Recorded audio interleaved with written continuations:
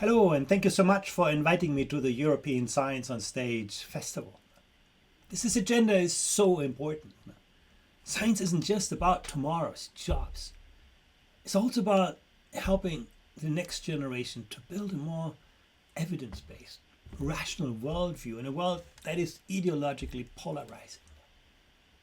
The pandemic has shown us even a tiny virus can fundamentally disrupt our social structures, and the future always surprises.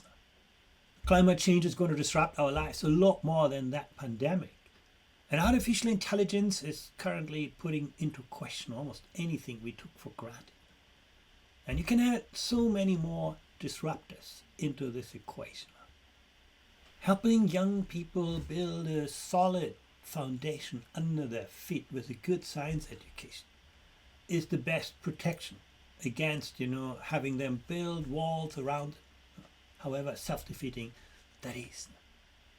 What is also very clear is that the kind of things that are easy to teach, easy to test, have also become easy to digitize, to automate. We're seeing a steep decline in routine cognitive skills. Now, this world no longer rewards you just for what you know. ChatGPT knows everything. This world rewards you for what you can do with what you know. We see a rise in technology-intensive tasks, and you put the two things together, you get a glimpse on the future of work. But at the same time, we have many young people finishing good and sometimes expensive education, having difficulties getting good jobs, and at the same time, employers telling us, we don't find the people with the skills we need. That's a really toxic combination that we see in many European countries these days. We also see that career uncertainty is rapidly growing. Young people are much less clear now what they want to do in their lives. I'm not saying, that teenagers should have all their future mapped out. No, that's clearly not possible, not desirable. But, schools should do a better job in helping people understand the possibilities around them and helping them navigate that future, building stronger links. School should not be the world of children. The world should be their schools. When you ask those who do have an idea of what they want to do in their future, you can see over half of 15-year-olds aspire to only 10 jobs. And when you ask them in more detail, most of them want to work as a professional, sitting in an office, sitting behind a screen. That's not, necessarily a bad aspiration, but it's so poorly aligned with where the world needs young people. ICT, one of the kind of science fields and technology, communication technology, information technology, is a good example. You have a tiny share, in most countries less than 2% of girls aspiring to those jobs that are so much in demand these days. Among boys, the share is a lot higher, but even there, not as high as what you could sustain in this economy. So there's a clear misalignment. For many young people, science is a boring school subject of formulas and equations. It's not a future, it's not the dream. And some of that comes down to how we teach and learn science. Often we teach science like religion. We make young people believe in some scientific theory, then we give them lots of exercises to practice this, and in the end we test whether they remember our answers. Well, that has nothing to do with science. Science has never been about reproducing the knowledge of our times. It's always about, putting into question what we know. And here's another interesting facet to this. Now, this is a share of 15-year-olds who expect a career in the STEM fields. And you can see in some countries it's a good share, in some countries it's very small. But let me show you something really interesting. You look at some of the highest performing countries on the PISA test in science. Korea, Japan, Finland, parts of China, Germany.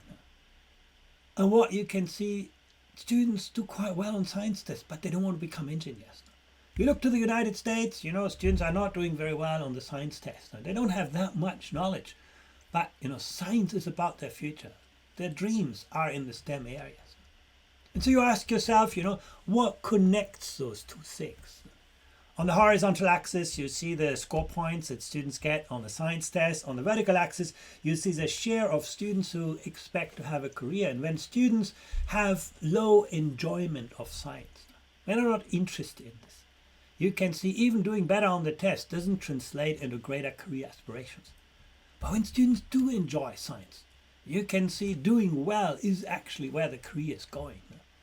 So we need to make science not just better, but also more interesting, more enjoyable for young people. If you think, how we do that, part of it is actually quite easy. When we talk about STEM, we often have just the S and the EM. We have science and mathematics. But, what makes STEM interesting is usually the T and the E, the technology. The E, the engineering, doing science, doing STEM, not just, listening to it. So if we bring back the T and the E in STEM, we're going to have a lot more engagement in the STEM fields, in the science areas. It's also going to be a great, tool to help people strengthen the belief in a common reality, in causal reasoning.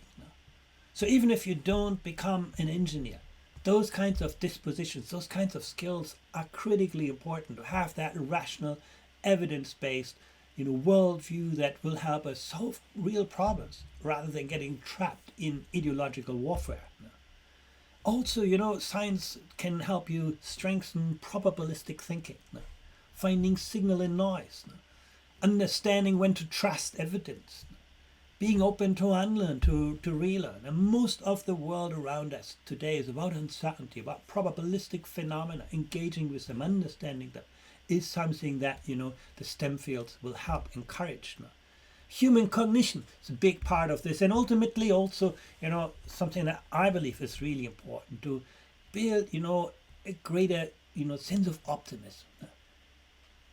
The STEM fields have always helped humanity solve its biggest problems. It's created others, but it's also helped us. And that's really something, that growth mindset, that scientific optimism is something that, a good STEM education can foster. So how do we get there? Obviously, the quality of education can never exceed the quality of teachers. Now that's very, very clear. And what, great teachers are about is about teachers who have the knowledge, the skills, the right attitudes in those fields, who also, have that agency to be creative designers of innovative learning environments, who work together with their colleagues, people who have a strong sense of professional autonomy and work in a collaborative culture, and ultimately also, you themselves show the kind of cognitive, social, emotional kind of well-being that they want to see in their students.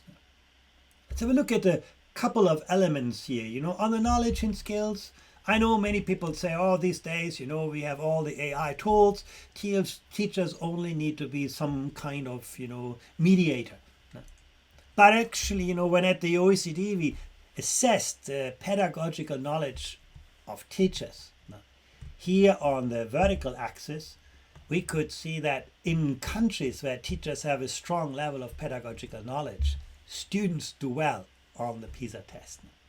So actually what teachers know, their knowledge of pedagogy, is a very, very strong predictor for the results that you're ultimately going to get. Unfortunately, I don't have an assessment of teachers, STEM experience or knowledge, but even the pedagogical knowledge in itself is a very, very strong predictor. We also see that teachers with better pedagogical knowledge spend less time on keeping order in the classroom, and also you can see, very importantly, they actually devote more time to actual teaching and learning, which is where you're going to see outcomes.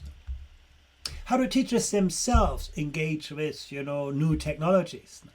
Well, you can see, in the United Arab Emirates, in Singapore, AI is now part of classroom reality. And most teachers have experience and use it quite regularly. It's not so much a surprise. These are countries that have always leaned into innovation. What may surprise you more are the two countries at the bottom end, Japan and France. They're not poor countries. They're not less developed education systems. But they are clearly education systems where teachers are less inclined to lean into innovation and more hesitant. And what explains that? Certainly one factor is that, concept of teachers being learners. You can see on the horizontal axis where teachers are more engaged in learning about AI. They are much more likely to deploy AI in their classroom, which is shown on the vertical axis now. So that professional identity of teachers as a learner is probably our best bet to make teachers more open, more interested in innovation themselves. Let me conclude my presentation with, that last element that we should never forget. Teachers cannot give what they do not have, and that sense of well-being, that sense of ownership, that sense of professional identity is critically important.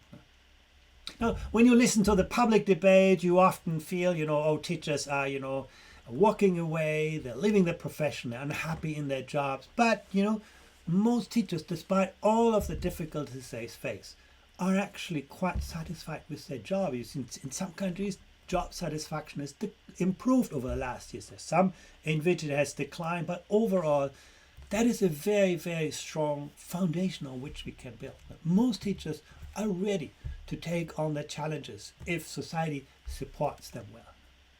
So what explains that teacher job satisfaction? Well, one of the first things that one might turn to is, money. If teachers are paid well, they're happier in their jobs. And indeed, that's what the data show. But honestly, it's the smallest predictor that we measure.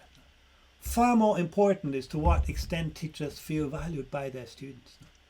The quality of student-teacher relationships. And it goes both ways, where students feel valued and understood by their teachers. When students feel I have a teacher who is interested in who I am and who wants to help me understand who I want to become and who accompanies me on my journey, you can see also results are better. So you can see that's a very, very important part. Education is never a transactional business. It's always a social, a relational experience. And then, of course, leadership. Principals who build that collaborative culture in school, who bring teachers along on difficult, parts and innovation. There is a mutual culture of support in this school. Very important. The environment, always shaped by great leadership. And then employment conditions, and then nothing beats the relationship with society, with parents. So that's the support that we owe to our teachers. Building the kind of environment in which they can do what is so important today, building strong foundations in the STEM skills of young people. And of course, you can find lots of more on all of this in our reports from PISA and also our TALIS study. Thank you very much.